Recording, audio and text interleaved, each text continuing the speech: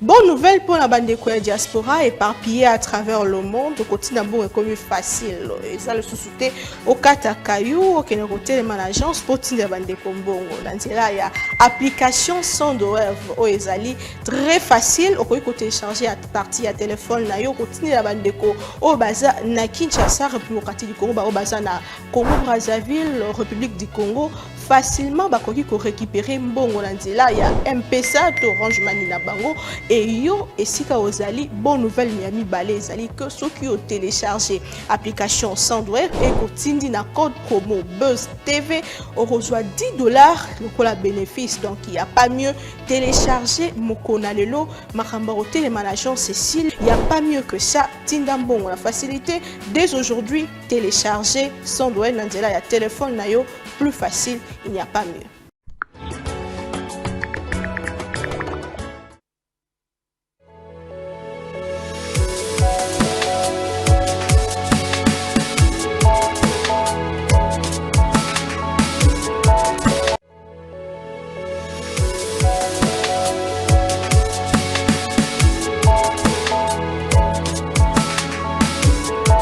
Alors, plaisir immense de vous avoir dans cette émission, mesdames et messieurs. Bienvenue à toutes et à tous, vous tous qui nous suivez de par le monde. Merci beaucoup.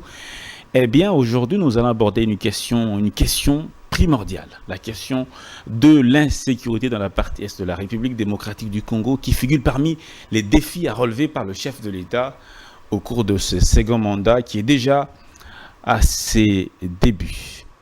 Nous parlons également de l'actualité, les élections qui ont eu lieu en RDC, qui a déjà donné ces résultats. Les élus ont été déjà enregistrés. Le bureau provisoire dans presque toutes les assemblées provinciales connues. On parlera de façon brève de ces élections. Alors, mesdames et messieurs, c'est une personne que vous connaissez très bien parce qu'on l'a reçue plusieurs fois sur ce plateau dans cette émission. Chaque fois qu'il y a une question importante d'actualité, elle se présente pour donner ses belles analyses parce qu'il s'agit bien d'une élite de notre société, un professeur des universités. Professeur Omeonga Onakundu Jean, il est professeur ordinaire au département des relations internationales à l'université de Kinshasa. Il est directeur du centre de recherche de géopolitique, géostratégie et développement durable. Il est spécialiste en diplomatie, défense et sécurité en tant qu'acteur politique. Il est cadre dans un parti politique dénommé le PSDV, dirigé par le député national, M. Léonard Sheokitundu, membre de l'Union sacrée de la Nation. Professeur, le plaisir est très très immense de vous avoir dans cette émission, une nouvelle fois. Merci beaucoup. Toujours comme j'ai toujours dit, à chaque fois quand je viens chez vous ici, j'ai toujours apprécié les décors, et surtout il est magnifique, et que je pense que nous allons essayer de faire du tour de table sur les problèmes qui préoccupent actuellement tout le monde, l'insécurité à l'est de notre pays. Je crois que c'est un problème vraiment fondamental. Et j'espérons que nos idées et que nous allons essayer de contribuer prendront quand même, les décideurs prendront en compte pour au moins en faire quelque chose. Parce que nous sommes quand même des gens qui font des recherches, qui analysent et qui contribuent s'il faut faire donner. De faire des propositions s'il faut les faire. Exactement. Vous êtes en même temps directeur d'un centre de recherche de géopolitique, et géostratégie. Oui, géopolitique et géostratégie, parce que les gens qui sont titrés à ça, ils savent très bien quand on est géopoliticien, ça c'est des analyses basées sur des perspectives. C'est-à-dire qu'un géopoliticien donne des analyses qui permettent à un décideur politique de ne pas subir les événements, mais anticiper les événements. C'est-à-dire qu'on anticipe les événements des analyses pour ne pas subir les événements. Ça, c'est très important. C'est-à-dire qu'il ne faut pas courir derrière les événements. Il faut les anticiper. Il faut trouver des solutions avant ou faire des préventions avant. Au lieu de subir, avoir des conséquences, il faut commencer déjà à chercher des solutions. Non, il y a des sciences qui sont attitrées dans ce sens-là, c'est là la géopolitique. Et la géostratégie, vous savez bien, ce sont deux concepts qui sont dans la même famille, mais l'autre est plus politique, diplomatique, la géopolitique, mais la géostratégie est plus militaire, parce que là, on exploite l'espace pour des fins militaires, alors que la géopolitique, on exploite l'espace pour des fins politiques, diplomatiques et pourquoi pas culturelles. Voilà, donc c'est ça.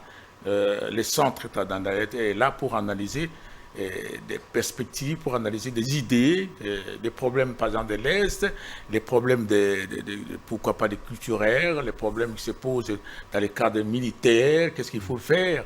Et surtout, on a aussi un volet qui est très important actuellement, qui est le développement durable. C'est-à-dire le développement durable, c'est le développement qu'on peut faire de génération à génération. C'est-à-dire on essaie de protéger les espèces rares pour permettre que ces espèces profitent aussi à nos enfants, à nos petits-enfants qui vont venir après. Il ne faut pas quand même casser tout maintenant et rien à donner aux générations futures.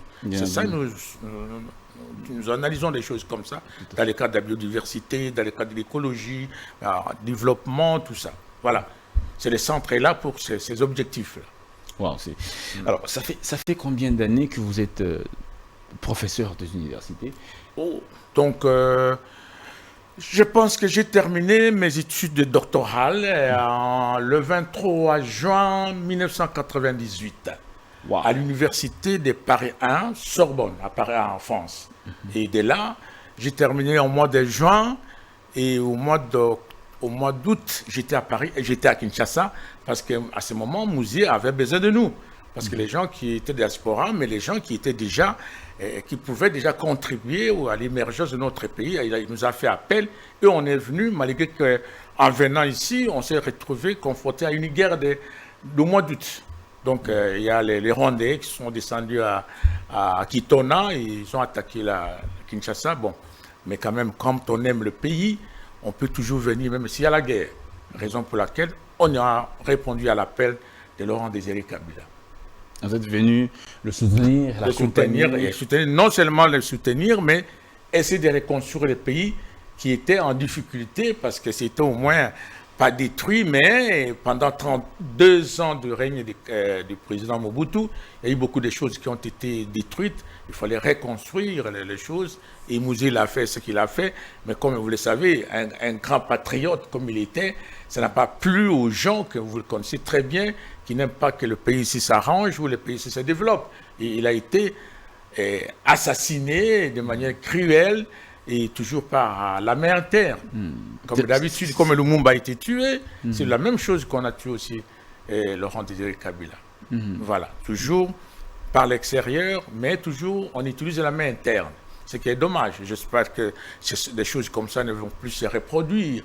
Parce qu'il faut, il faut vraiment qu'on essaie d'avancer, qu'on essaie de cultiver la cohésion nationale, qu'on essaie de cultiver le nationalisme, voir que non, le plus grand, quelque chose de plus important, c'est notre espace, c'est de respecter notre patrie et de la protéger pas à part à des menaces extérieures. Et souvent, quand quelqu'un voudrait construire ce pays, il y a toujours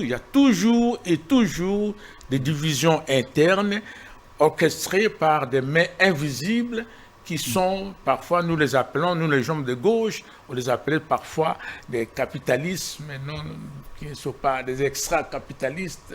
Alors nous, les gens de gauche, on a toujours dénoncé ça. Et j'espère que ça ne peut plus revenir encore, voir des assassinats comme ça, des Mouzié, Laurent Désiré Kabila, des Patrice Emery Lumumba. Comme ça, ça n'est pas bon. Ce n'est pas du tout bon. Non, ce n'est pas du tout bon. Pas du tout bon. Et nous travaillons beaucoup pour ça.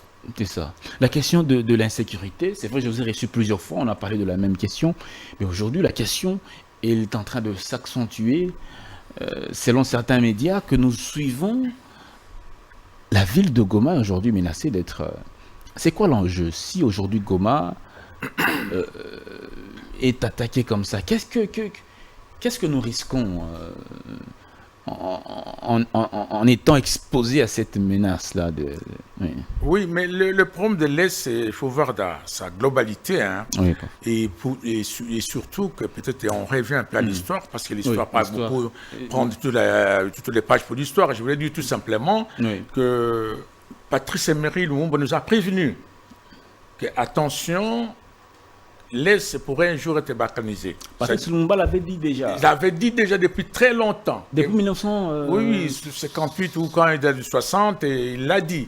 Il a dit, voilà, faites attention parce que le parti de l'autre côté, le Congo s'est départanisé du côté de l'Est. Donc nous devons faire attention, il l'a dit. Et vous avez vu aussi que quand Mouzé est arrivé, le moment où il était assassiné, Mouzé est arrivé, c'est la même chose ici que Mouzé a dit que si, concernant l'insécurité à l'Est, on pourrait faire toujours une guerre populaire et longue. Une guerre longue et populaire. Il a dit aussi pour qu'on ne soit pas esclaves des gens qui sont ambitieux de notre espace de l'Est, nous pouvons utiliser tous les moyens possibles, modernes et traditionnels, de flèches. Et surtout, Mouzé avait beaucoup travaillé sur le patriotisme, il avait beaucoup travaillé sur la cohésion nationale autour de la patrie et surtout à l'université. Nous autres qui étaient travaillés avec Mouzé, nous avons créé ce sentiment d'appartenance et ce sentiment de protéger l'espace national. Raison pour laquelle, juste pour une histoire, raison pour laquelle quand il nous a demandé d'installer la MONUC dans ce pays, il nous a dit la phrase choc en disant qu'attention, les gens là, bien que nous les appelons, parce qu'on les a appelés pour nous aider, mais ce ne sont pas les enfants de bon cœur. Et surtout qu'il ne faut jamais accepter que le pays soit divisé par des zones tampons. Donc il faut faire attention. Donc pour vous dire que l'insécurité à l'Est, il faut voir un peu de l'histoire. On nous a déjà prévenu par nos pères fondateurs. Lumumba. Lumumba, et que maintenant, il y a toujours cette ambition qui continue et par certains pays voisins qui sont orchestrés par d'autres mains invisibles par rapport aussi à nos matières stratégiques, parce que les coltans et surtout ce qu'on peut toujours dire que c'est aussi pour l'espace vital, les gens qui n'ont pas d'espace, qui veulent aussi élargir leurs espaces vital par des moyens de conquête, force. Alors ça, il faut voir ça dans ce sens-là. Et raison pour laquelle même nous qui sommes dans les universités, nous donnons des cours dans le cadre de la géostratégie, de montrer que l'espace national, c'est un espace important qui doit être protégé parce que ça profite dans des générations et des générations. Mais je termine en disant que les problèmes de l'Est, maintenant, ça devient très crucial parce que maintenant, comme vous venez de dire, ce n'est plus un problème d'imagination, c'est un problème concret où on voudrait vraiment prendre déjà une autre partie parce qu'il y a une partie qui a fait déjà 112 jours, je crois, si je ne me trompe pas. 600 jours. 600 jours, Bounangana, qui est dans une autre administration. Je me demande, nous autres qui sommes des patriotes, nous nous demandons comment ces gens vivent. Je ne sais pas quel est leur sentiment, parce qu'il dit que est-ce qu'on les avait abandonnés ou comment ils sont pris par la force et ils sont détournés dans une autre administration d'une manière générale comme ça. Alors ça, c'est un problème crucial que nous devons analyser, et tout le monde, les acteurs politiques, les scientifiques, et pourquoi pas les chercheurs et les professeurs. Qu'est-ce qu'il faut faire pour que cette balkanisation ne soit pas réalisée? Heureusement, actuellement, nous avons quand même à la tête du pays quelqu'un qui est de mon avis et de notre avis, qui est aussi intransigeant pour dire que jamais le S ne peut pas être balkanisé, le président Tshisekedi. Et c'est là où je pense que nous pouvons l'aider dans ce sens-là, de former autour de lui ce que nous disons une cohésion hermétique, c'est-à-dire une cohésion populaire, une cohésion où à tout moment les gens doivent sentir que nous sommes soudés pour cette affaire de l'Est et qu'on ne peut pas nous diviser pour des intérêts égoïstes par rapport à notre espace national. C'est ça.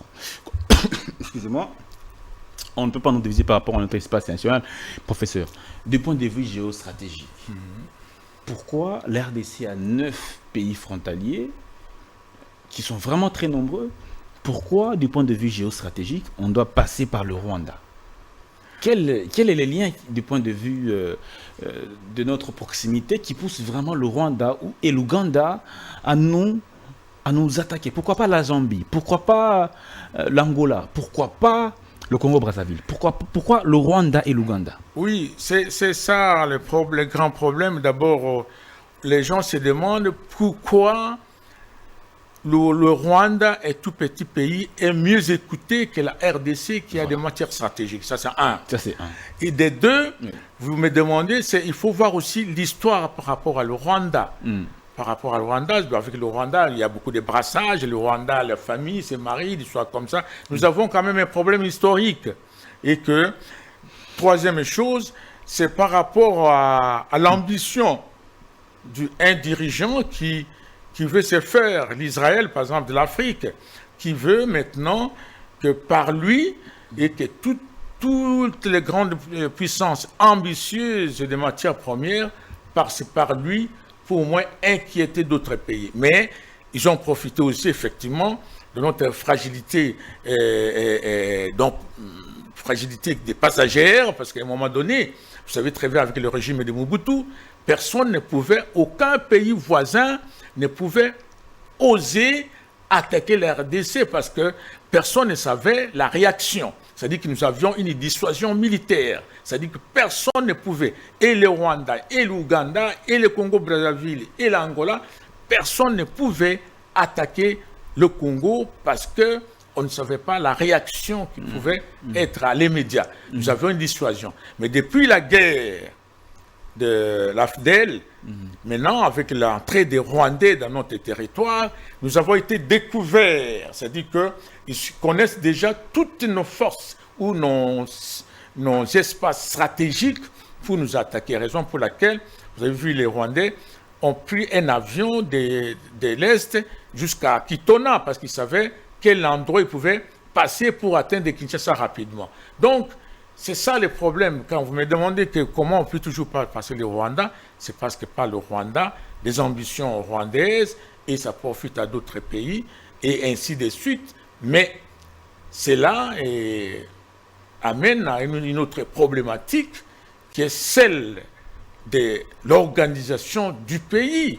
Parce que même aujourd'hui, on a vu qu'il y a beaucoup de pays qui sont attaqués, mais en fait de compte, il faut qu'il y ait une organisation interne. Parce que même aujourd'hui, j'ai vu dans les journaux... L'organisation fait défaut au Congo. À principe, jusqu'à présent, nous ne sommes pas encore bien organisés sur le plan de défense nationale. Bien qu'actuellement, on a vu que ça a changé un peu avec la puissance de nos militaires, avec les achats des matériels appropriés.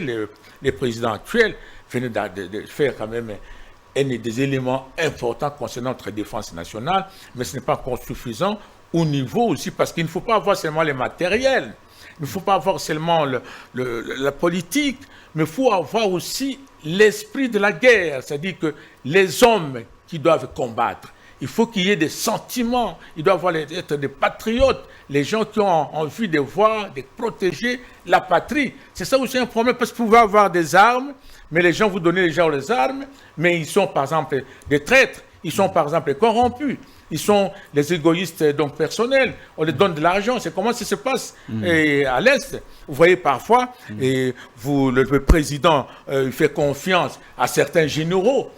Par malheur, on sent que le général là a été corrompu, il a abandonné, il a donné les plans, et c'est ça le grand problème. Quand on lui fout déjà 2 millions, des briques de millions, lui il vend les plans, il ne s'occupe plus de la patrie. C'est ça qu'il faut beaucoup travailler actuellement, parce qu'on peut avoir tous les matériels possibles, on peut avoir les avions, mais les gens qui doivent utiliser ces avions doivent être des vrais patriotes, les gens qui ont le sens du patriotisme, Professeur, les gens qui défendent... En termes simples, aujourd'hui, si la guerre persiste au Congo, c'est parce que les Congolais n'ont pas l'esprit patriotique. Oui, parce que, c'est-à-dire, vous comprenez, je vous dis, à l'Est, je ne dis pas tout le monde, tout le monde,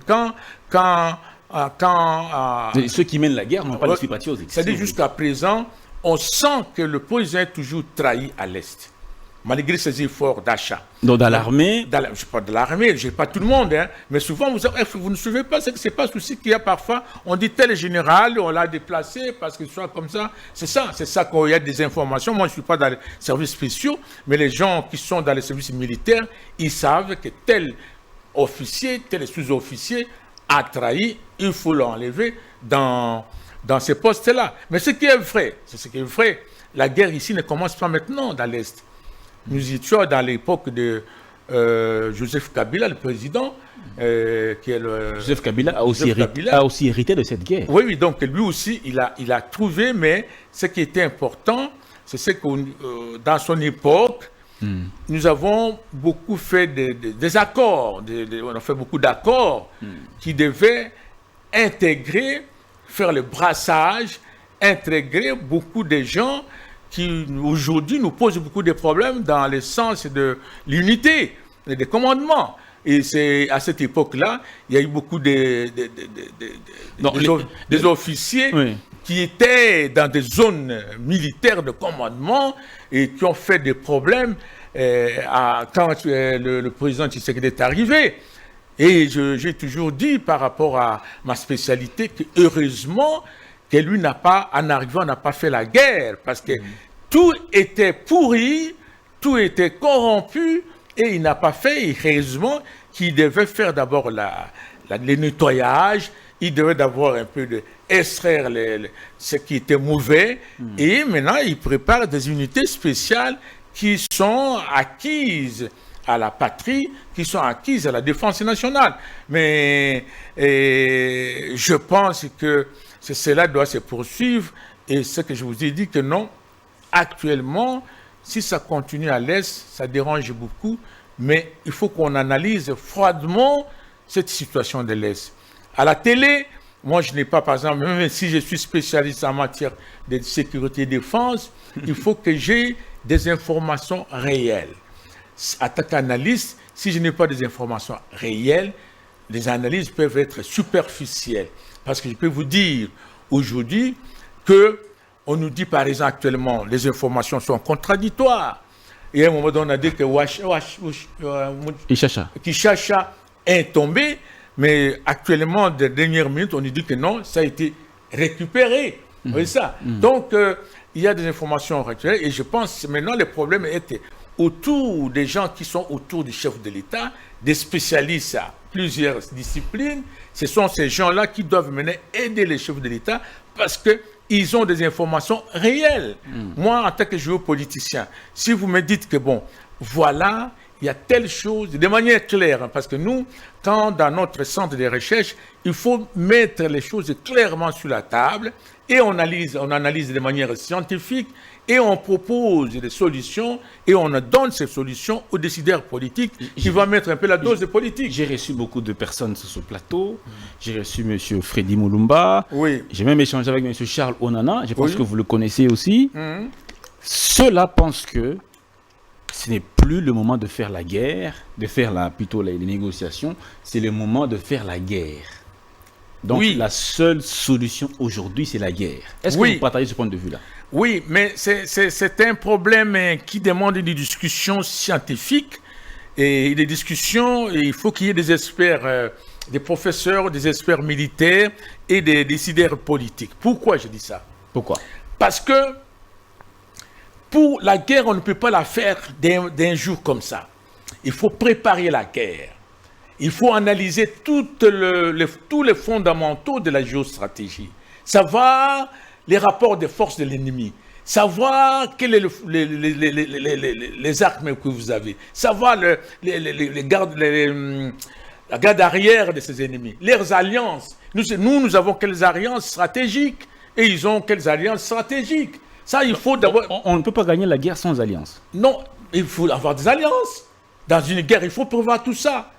C'est ça, dans les éléments qui contourent la guerre. C'est-à-dire, c'est pourquoi il y a ce qu'on dit dans la méthode géopolitique, c'est-à-dire qu'on va identifier les acteurs, leurs motivations et les alliances qui se font et se défendent.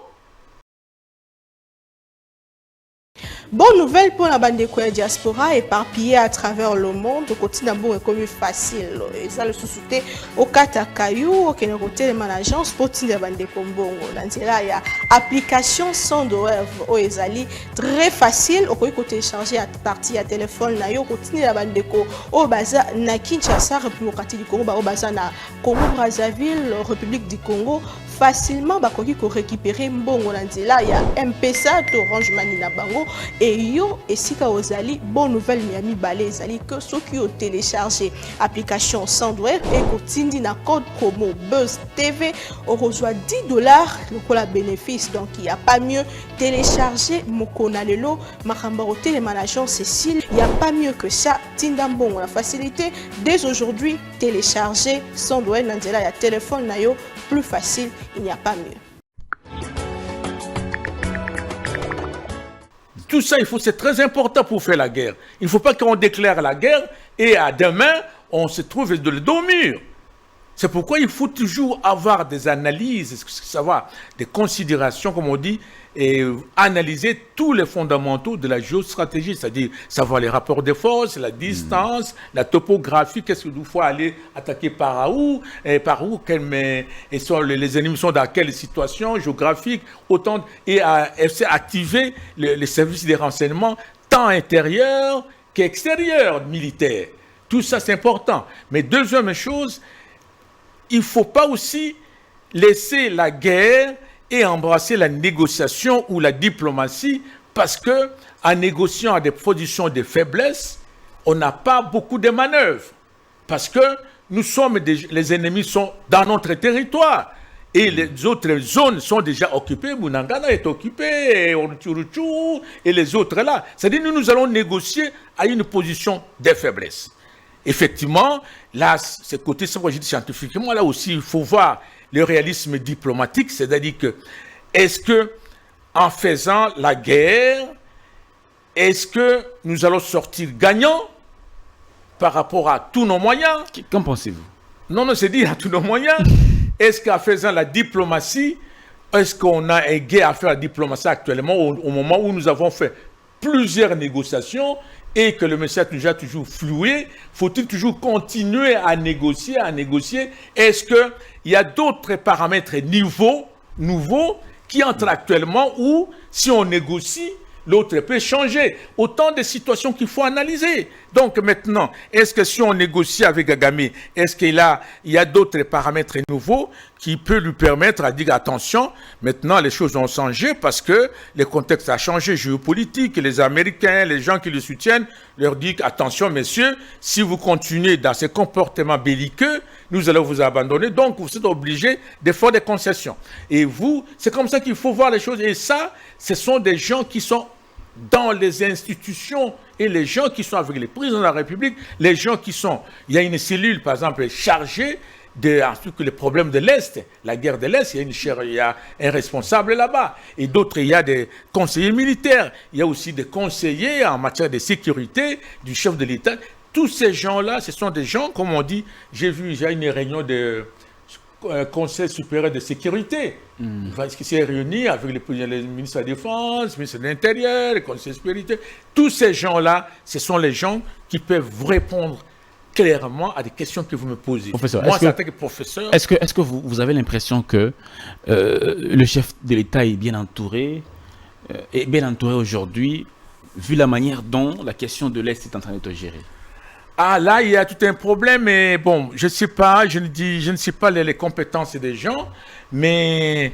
Regarde les résultats. Oui, voilà, vu les résultats, vu la réalité sur le terrain, je trouve que le président était un peu embarrassé à la prise de décision. Alors que il faut que ces gens, comme je vous ai dit, il faut une cellule d'analyse qui lui montre les bons, les avantages et les désavantages et ce qu'on peut tirer d'une situation et d'une autre. Parce que ce sont ces gens-là qui lui font confiance et ces gens-là, je pense que chacun à sa discipline peut lui apporter une contribution positive. Parce que vous voyez par exemple actuellement, il y a des gens qui disent que non, nous devons négocier. Nous devons négocier avec les Rwandais. Il y a la dernière position qui dit que non, maintenant on peut négocier, on peut ouvrir un canal de négociation avec Kagame, des choses comme ça. Mais il y a d'autres qui disent non, mais les messieurs, on a négocié plusieurs fois, faut-il toujours négocier, faut-il toujours, et puis après, on nous ramène en arrière. Donc, nous pouvons nous réorganiser sur le plan militaire, sur le plan de service de renseignement, pour au moins faire une guerre et en terminer une fois pour toutes. Voilà, il y a des divergences, maintenant il y a d'opinions. Votre point de vue, c'est Mon lequel? Il faut négocier, il faut faire la guerre directement à Paul Kagame. Point de vue, non. Personnellement, vous me demandez ça, qui est, comme je vous ai dit, je suis très honnête, hein, moi je suis un professeur d'université. Je peux établir que sur certaines réalités qu'on me donne, vous voyez ça, si j'avais fait des lectures, et des ouvrages, je vais dire que non, je pense cette situation. Mais moi, actuellement, je l'ai déjà dit avec vous plusieurs fois, que première chose, le président lui-même nous a dit qu'à un moment donné, que si ça continue ainsi, il sera obligé de déclarer la guerre. Et c'est là il devait appeler les deux chambres pour au moins qu'on donne une décision.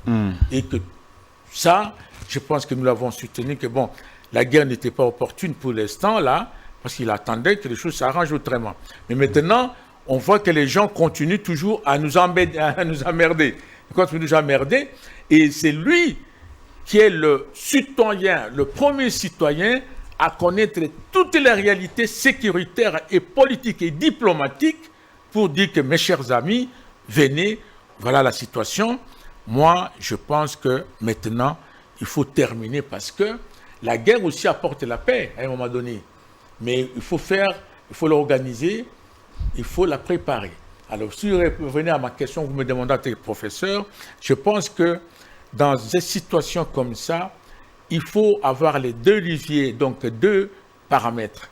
C'est-à-dire que la guerre, s'il le faut, par rapport aux éléments que vous avez, et tout en activant l'instrument diplomatique. On ne peut pas dire qu'on est en train de s'affronter et qu'on néglige les instruments diplomatiques. Mais tout en fait disant que l'élément fondamental et capital que je vais vous dire, par rapport à mon expérience, à mes recherches, la diplomatie et la défense se complètent. Il est ainsi important que tout en négociant, il faut qu'on soit dans une position de défense déjà supérieure. C'est-à-dire que si aujourd'hui, les gens voient que nous sommes en train de prendre des Bunagana, nous sommes en train de partir vers la frontière, je crois que les négociations seront... Vous voulez dire qu'actuellement, le moment n'est pas idéal pour négocier? En tout cas, dans cette position ici, où nous sommes... L'ennemi est à l'intérieur de notre territoire. Certaines zones, certaines localités sont prises par l'ennemi. Nous allons négocier en position de faiblesse, ce qui n'est pas bon. Mais est-ce qu'il y a certaines réalités nouvelles que les dirigeants politiques ont sur leur table pour voir qu'en négociant, l'autre va changer son comportement. En négociant, l'autre va dire que bon, je fais des concessions. Ça, c'est autre problème. Mais comme vous me demandez, je pense que la négociation actuellement pose problème, à moins qu'il y ait certaines irréalités. Mais si on me demande actuellement, je dis non, faisons un effort de la réorganisation nationale, faisons un effort de l'organisation de la cohésion nationale, voyons notre force. Parce que même les Américains, même les Anglais, ils ne nous empêchent pas qu'on s'organise pour que nous nous défendions seuls. La communauté internationale n'a jamais interdit la défense, la légitime défense. Nous sommes attaqués, nous pouvons riposter, et dès que l'ennemi est hors de la frontière, on peut négocier pour éviter qu'il y ait des dégâts collatéraux. Les États-Unis, la France, même la Grande-Bretagne insistent que le gouvernement de la RDC devrait plutôt négocier au lieu d'entamer cette Pourquoi? C'est pourquoi je dis, guerre. Ils disent ça. Ils s'adressent à qui? Je pense que... Au gouvernement congolais. Au gouvernement congolais constitué du président, des conseillers du président et des ministres. Oui. C'est ces gens-là. Nous, les professeurs, on fait des supputations par rapport, comme on avait dit, de certaines réalités. On dit non, bientôt Goma va tomber. Pourquoi Goma va tomber? Est-ce qu'il y a des traîtres? Est-ce qu'il y a, nous n'avons pas les armes? Est-ce qu'on n'a pas bombardé? Est-ce qu'on dit que parce que nous nous conforçons comme ça, nous serons dos au mur? Donc, moi, je pense que ces gens-là peuvent aider le président de la République qui sont aux alentours et nous, les professeurs. Je vais terminer par là. J'avais déjà proposé depuis très longtemps qu'il y ait la création des comités scientifiques de défense.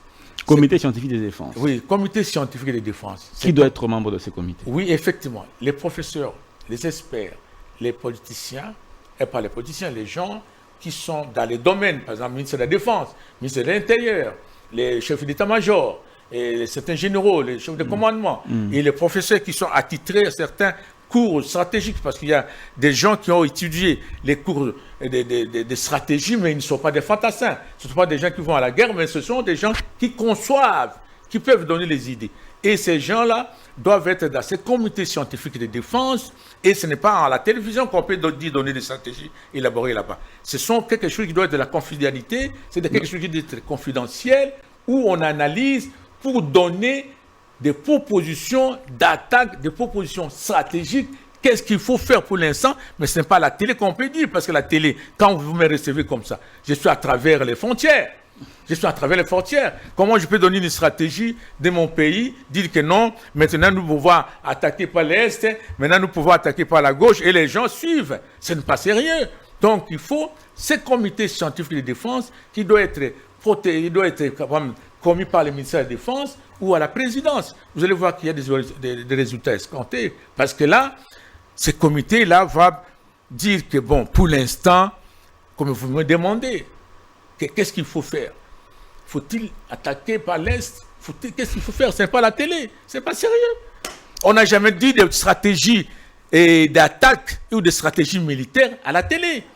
Non, mais on donne des idées, mais les vraies choses sont qu'on décide et on réserve les primaires au président de la République pour dire qu'effectivement, ce qui a raisonné les comités scientifiques, les gens qui ont raisonné, voilà, moi je prends telle option, parce qu'il faut motiver. Il faut qu'il y ait un argumentaire pour dire que non, nous optons pour la guerre. Il faut un argumentaire au président. Le président, nous, qui avons analysé, nous les géopoliticiens, nous les comités scientifiques de défense, nous avons opté pour la guerre, voilà. Nous avons opté pour la diplomatie, voilà. Nous avons opté pour la guerre et la diplomatie en même temps, voilà.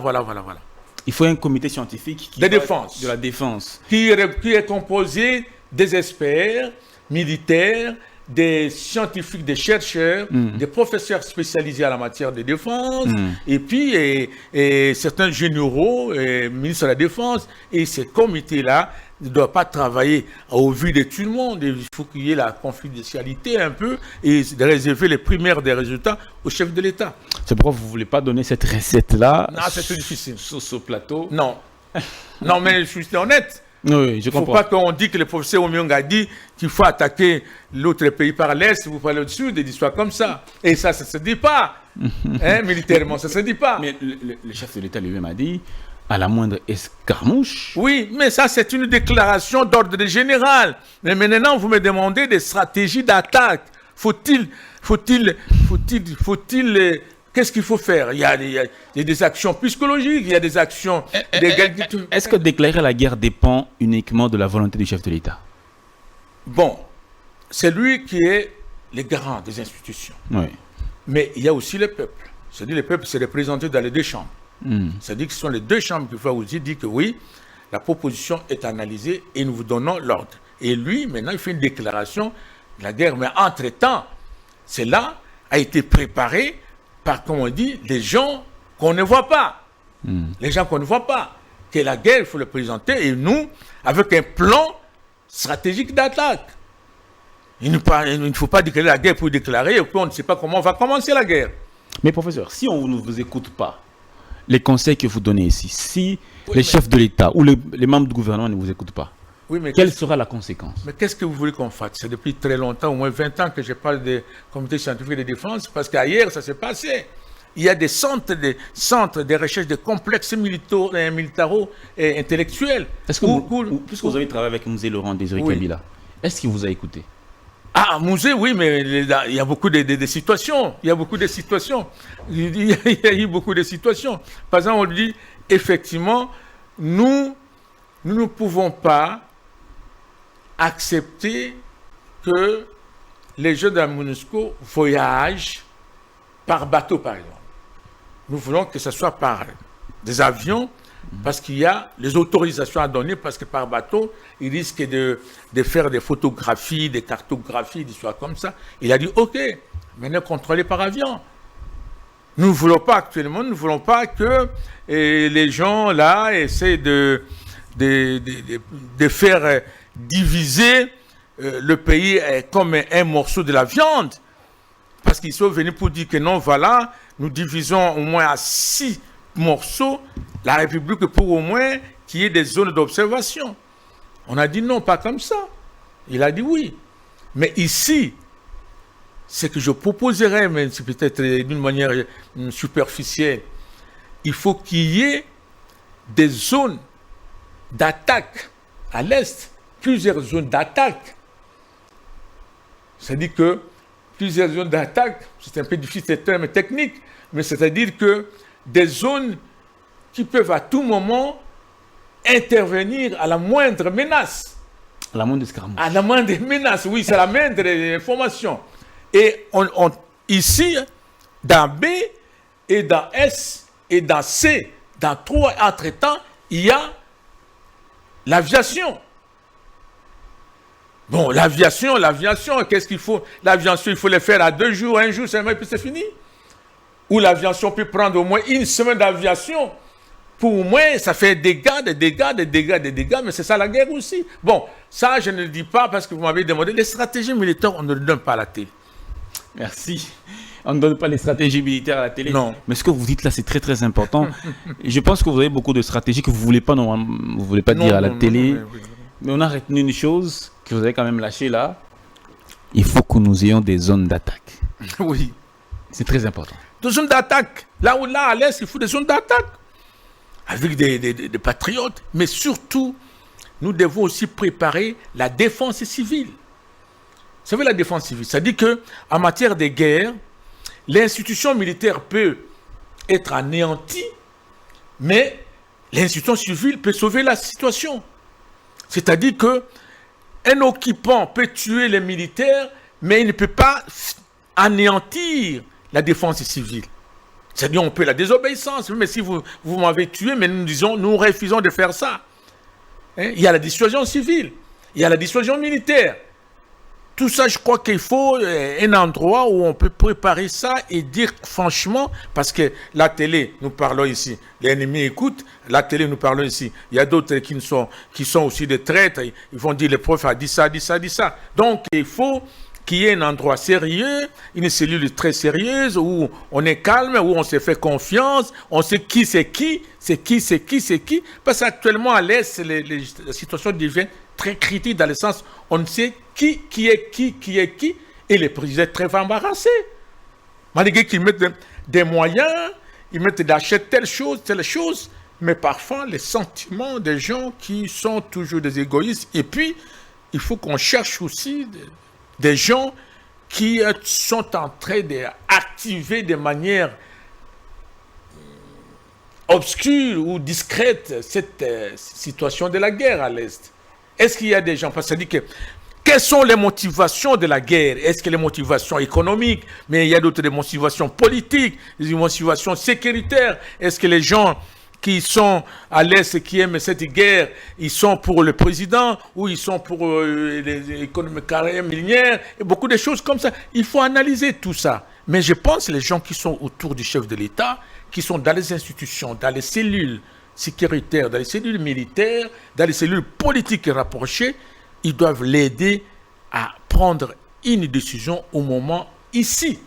Parce que la situation de la nation est en train d'être menacée. Comme vous avez dit, les gens n'étaient pas à l'aise, bien que nous sommes en train de gagner sur le plan sportif là-bas.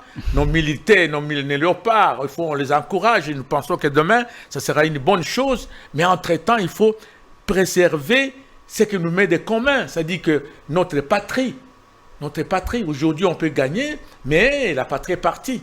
Et même, j'ai vu certains joueurs qui sont commencé à dire que non, ils sont solidaires avec nos frères qui souffrent à l'Est, parce que c'est cruel ce qui se passe là-bas. Hein? On ne nous a pas oubliés, mais je pense que actuellement, j'imagine que le président de la République, il est conscient de la situation qui est à l'Est, et je crois que bien que le Parlement n'est pas encore installé, bien que le gouvernement, l'exécutif n'est pas encore installé, mais Et il faut que les choses s'arrangent plus rapidement pour essayer de trouver une solution rapide par rapport à la menace qui est à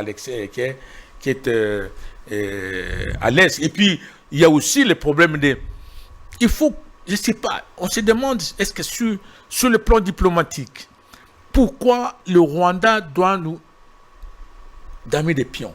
Pourquoi le Rwanda? Il n'a rien. Le Rwanda n'est pas de matière stratégique comme nous. Le Rwanda n'a pas une dimension territoriale comme nous. Le Rwanda n'est pas au centre de l'Afrique comme nous. Donc, le Rwanda n'a pas de la démographie comme nous. Pourquoi les gens l'écoutent facilement et ne l'écoutent pas? Donc, il faut chercher à arracher les amis des Rwandais et les mettre d'un autre côté. Et ça, c'est le rôle de la diplomatie. C'est le rôle de la diplomatie. C'est-à-dire prendre les amis de votre ennemi et les rendre aussi votre ami. Pourquoi les Américains soutiennent seulement le Rwanda et ils ne soutiennent pas la RDC? Pourquoi? Il faut analyser pourquoi. Est-ce qu'ils ne nous parlent pas bien? Est-ce qu'ils ne leur donnent pas tout ce qu'ils veulent? Mais comment on peut voir avec les Américains pour trouver une solution? Parce qu'ils savent très bien sur le plan stratégique et le plan géostratégique, l'Américain doit avoir la RDC que le Rwanda sur le plan géostratégique. Merci beaucoup. La preuve en est qu'à l'époque de Mobutu, je crois que les Angolais, ils ont eu chaud parce que l'Amérique a tenu 32 ans de pouvoir de Mobutu pour des raisons géostratégiques. Professeur Omeonga, vous commencez à dire des belles choses, mais à la fin de l'émission, j'aurais aimé que vous dites pendant l'émission. Ouf! Professeur. Oui. On est à la fin de l'émission. Il y a le président de votre parti politique qui a été élu député national, Monsieur Léonard Chiokitundu. Un petit mot en sa faveur avant que nous puissions... Oui, merci beaucoup, mais monsieur le journaliste, vous m'avez amené dans un débat trop direct dans la matière, alors que c'était mon devoir primaire de féliciter et le président de la République par sa prestation de serment et ensuite aller par les amis parlementaires qui sont déjà été dans le Parlement parce qu'on les a invités, qui sont élus, et enfin terminer avec mon chef du parti qui a été élu député et Lumumba-Ville. À Lumumba-Ville, il a été non seulement député à Lumumba-Ville, mais c'était l'élu le plus élu du Sankuru. Le mieux élu du Sankuru, c'est Chiokitundu. Je crois que c'est très important. Et je pense, comme il l'a dit lui-même aussi, et on lui a demandé une fois que non, comment lui a quitté le FCC pour venir soutenir le président. Il a dit effectivement, mais lui c'est un acteur politique très actif qui voulait encore contribuer. Il ne pouvait pas rester inactif par rapport à l'évolution du pays. C'est pourquoi il s'est engagé dans le processus électoral. Il a été élu, mais je pense maintenant il peut maintenant contribuer. Je crois que si les chefs lui font confiance, il peut toujours aller mieux contrôler parce qu'il a encore la force des idées, il a encore la force physique et surtout la contribution des idées sur le plan diplomatique, sur le plan écologique et sur le plan politique. Et je pense que d'ici peu, je pense qu'il y aura des choses qui vont se passer et je lui souhaite vraiment, vraiment un bon parcours professionnel. Un bon parcours professionnel, Monsieur Léonard Chiokitundu, le député national, président du PSDV, oui, que je salue aussi là où il se trouve. Nos salutations, le professeur Omeonga également vous salue. Nous espérons que vous allez faire un bon mandat, comme le prof l'a dit. Nous espérons également que les autorités qui nous ont suivis mettront en pratique toutes ces recommandations, tous ces conseils que vient de prodiguer le professeur Jean Omeonga Onakundu. Il est professeur ordinaire au département des relations internationales à l'université de Kinshasa, directeur des centres de recherche de géopolitique et géostratégie et développement durable, spécialiste en diplomatie, défense et sécurité. Et j'ai une contribution scientifique qui va apparaître d'ici peu, oui. C'est sur la diplomatie publique et le renforcement des capacités des diplomates congolais. C'est une contribution scientifique sur la diplomatie publique et le renforcement des capacités des diplomates congolais. C'est un livre qui va bientôt sortir et que la diplomatie publique, c'est une nouvelle matière pour changer les fonctions traditionnelles, pas changer, essayer de renforcer, réajuster les fonctions traditionnelles des diplomates.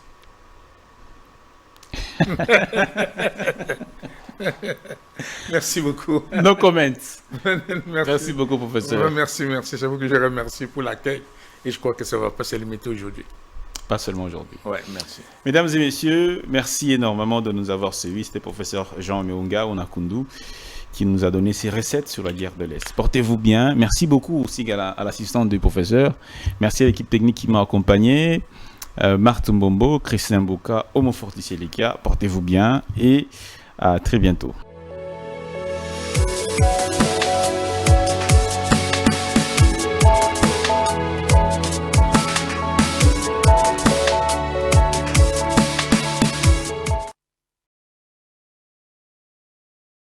Bonne nouvelle pour la bande de diaspora éparpillée à travers le monde. Côté d'abord est comme facile. Et ça le sous-souté au Katakayu, au Kénéroté, l'agence pour la bande de Kombongo. Dans là, il y a application sans douleur au Ezali très facile. Au côté télécharger à partir à téléphone là, yo continue la bande de Ko au Baza na Kinshasa, République du Congo, au Baza na Congo Brazzaville, République du Congo.